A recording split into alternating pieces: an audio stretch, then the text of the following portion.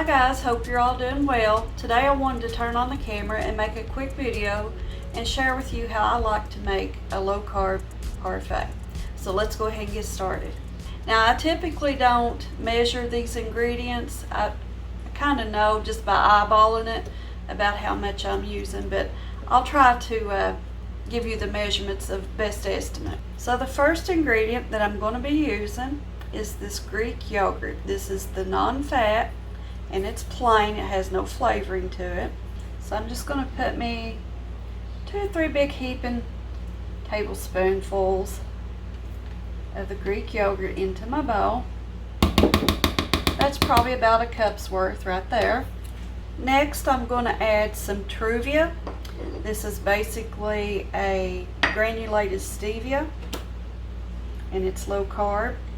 And I just take a teaspoon and put about a level teaspoon of the Truvia into the yogurt. Now I'll give this a little stir and give it a taste to see if it's sweet enough to suit the way I like it. And if not, I'll just add a little bit more.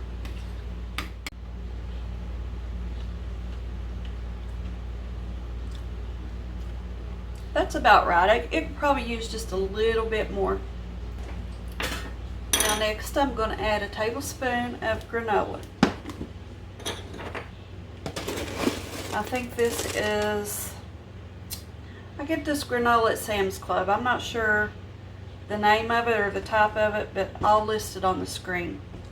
You could get your granola anywhere you want, use any kind you want. This is what I have. So there we have our granola on there and it's looking really pretty. And from there I just add a little bit of strawberry. I have added blueberry. Sometimes I'll add strawberry and blueberry. It's just really, you can make it to suit you how you want it. And what I like about this parfait, not only is it low carb, but it really fills you up for a little while. So it makes a great snack in between meals. It would also make just a great breakfast.